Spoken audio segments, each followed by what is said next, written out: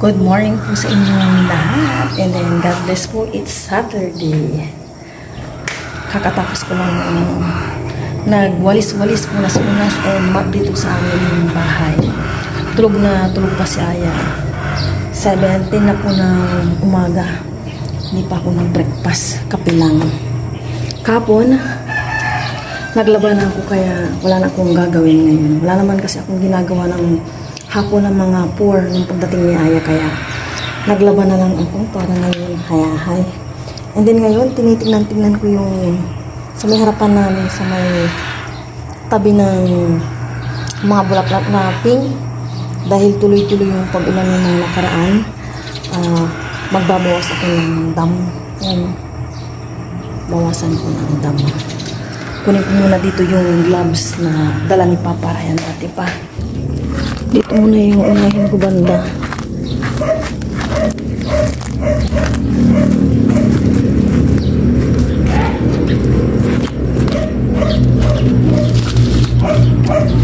Ito.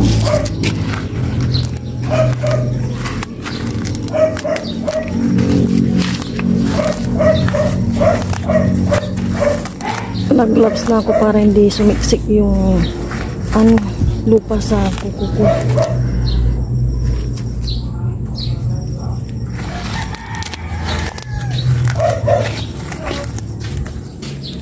Hitan arwi na ini.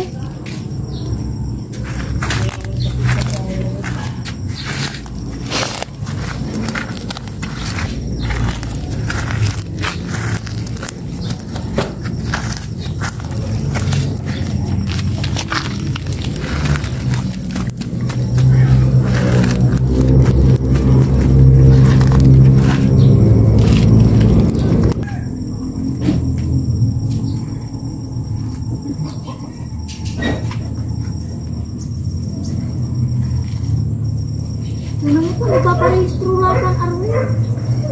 Parehistro. Parehistro.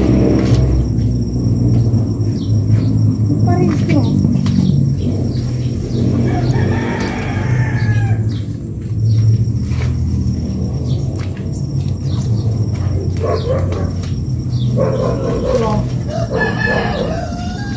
Dapat mo na yung kailangan sikiling. Binili po ito. Pagkat malasang.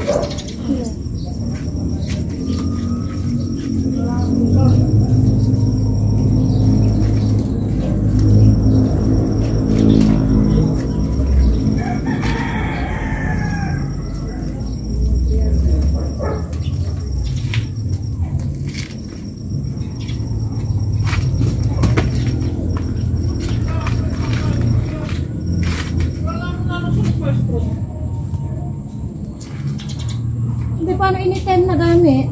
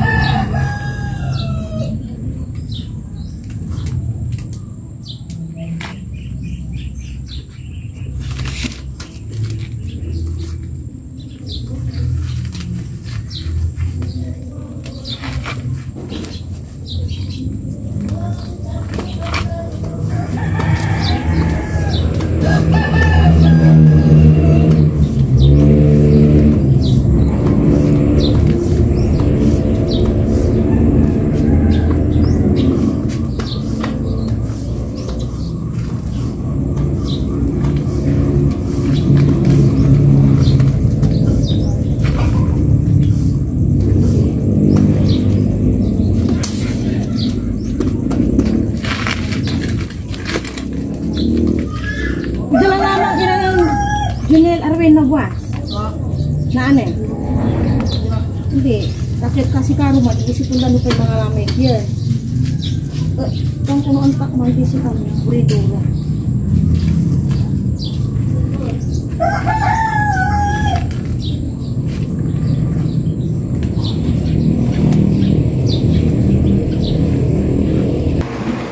Nabawasan ko na ng kunting damo sa harap. Hindi ko man muna siya inanong maigi kasi basa pa, masama ang lupa. Ngayon pa lang kami mag-breakfast ni Aya, 7:45.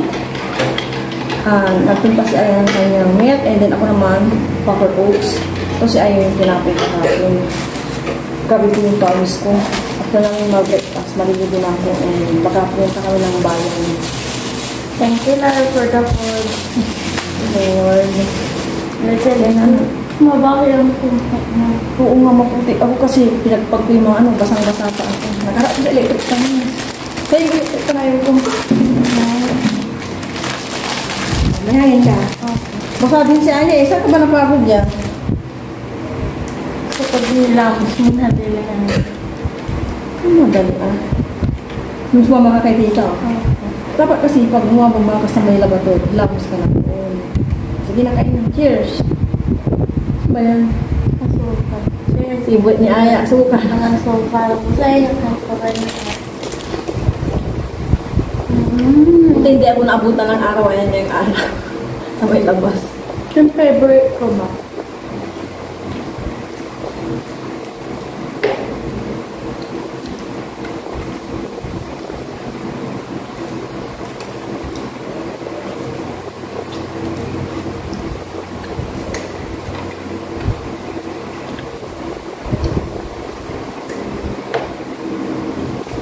Wala naman tayong gagawin doon, kaya mamalingra lang tayo. Ito yung tayo na ng gift ni Bella. Sa, ano ba yan? Sa one day, kasi 2 years old na po ni Bella. Pero bukas gaganapin kasi may pasok po yung kanyang parent. May mga pasok, kaya bukas po gaganapin yung birthday ni Bella. Shout out, Bella Bells!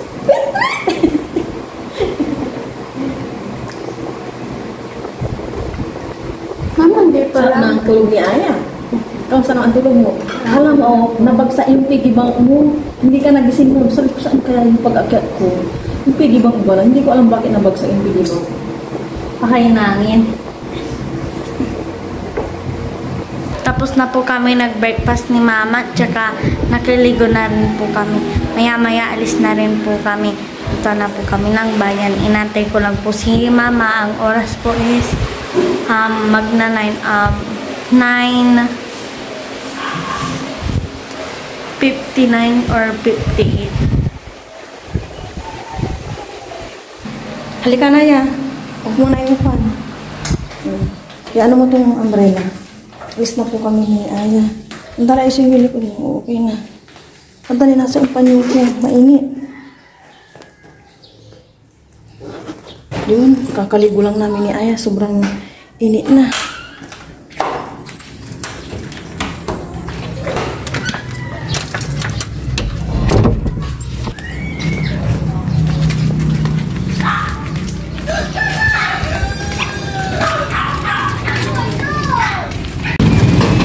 Nasa bayan na po kami ni Mama. Dito tayo dumaan niya.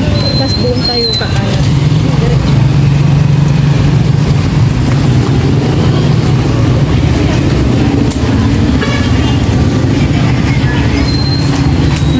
Daming fried chicken.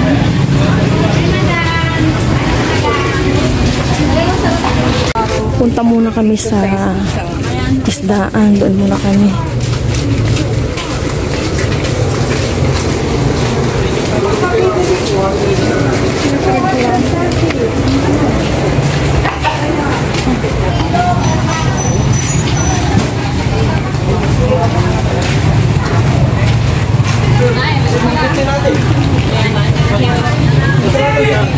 Daming mga prutas, tapos mangosteen. Paano ata ng mangosteen? Sa bigat ng kuya? Ha? Yan po yung bangus, pinapabunis na namin ni Aya para hindi po siya makinig. Ganyan po yung kanilang pagbubunis. Mano-mano.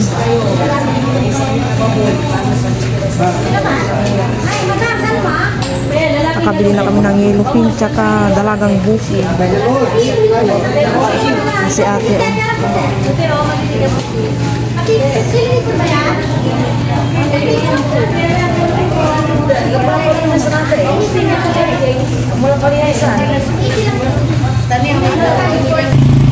pauwi na po kami, pinaghain na kami.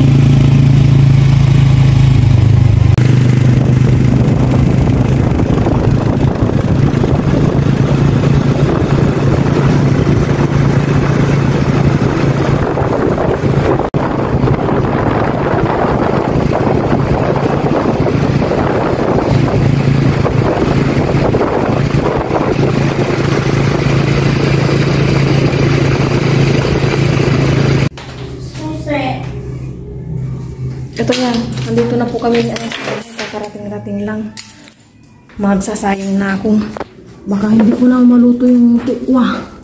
Kasi hugasan pa yung mga pinamili namin. Namalengke na lang kami ni Aya para bukas wala na yung problema. May sinadya din kami kasi sa bayan.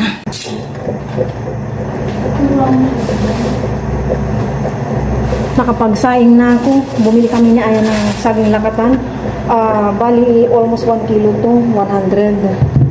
Per kilo is 80. Tugasan ko siya. Ano to? Mabili ka na.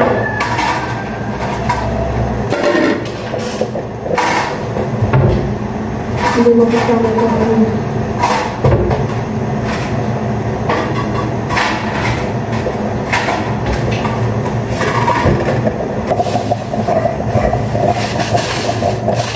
Ito yung ano, kaya ito bumili din tayo pala ni Aya ng pang breakfast niya. Itong longganisa, hotdog, and yan, tocino. Breakfast. Marito nyo na kare.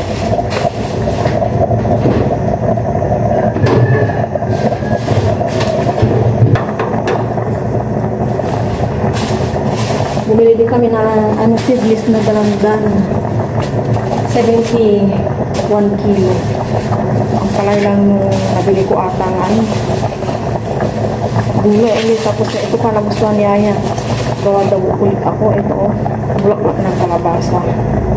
Tapos itong ano ba ito? Uud na ito. What the heck? Itong crabs saka patatas, laki-laki plastic. Plastic na nga. Ito yung may uod. Plastic ko siya kasi bukas ko na tulutuin. Ang oras na magbubukas naman siguro kami ng dilata ni Aya.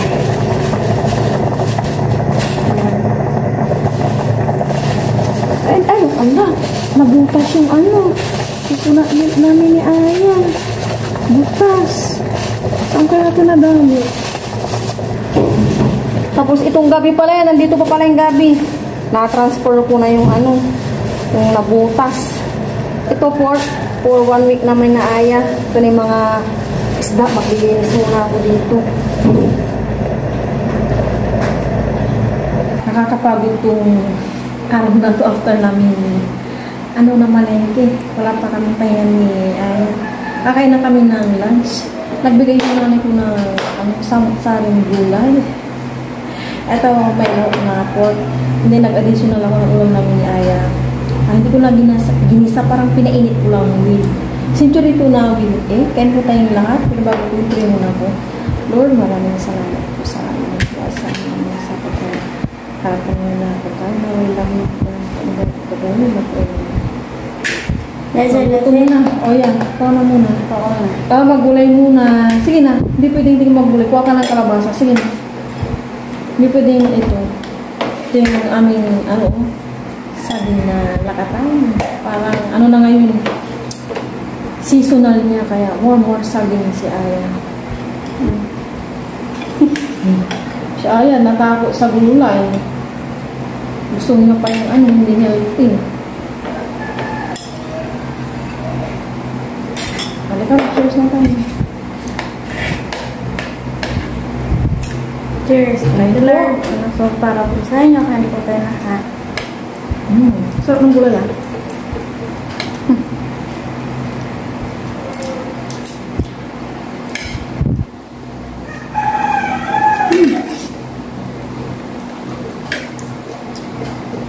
May langaw po.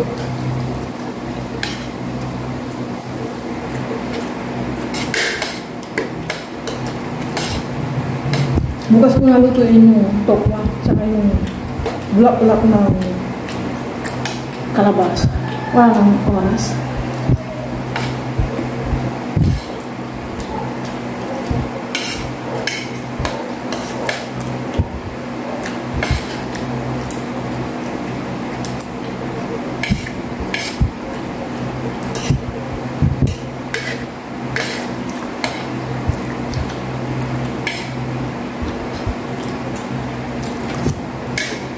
Ulam ko lang. Apa?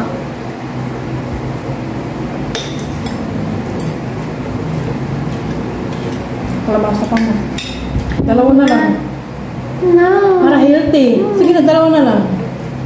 Pilitin natin si Aya sa gulay. More gulay. Ang sarap na kami na Naya. No, I don't like the taste. Masarap. Gulay.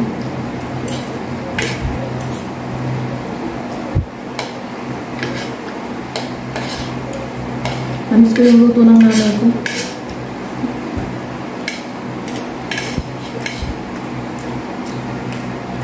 Pag malaki ka na rin nga, sabi mo, amis ko yung luto yung mama.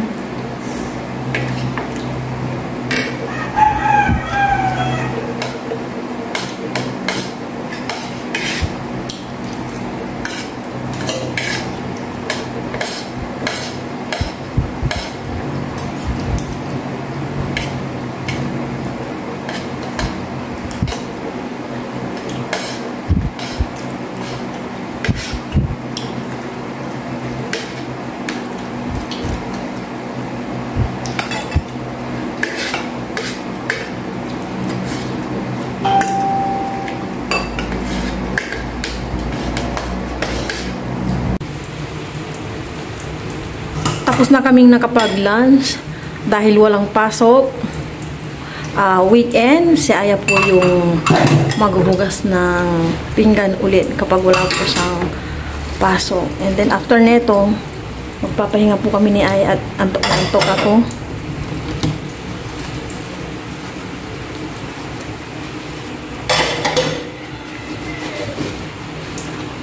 Namiss mo ba ang maghugas ng pinggan niya 5 days? Hindi po. Araw-araw nag-ulat na.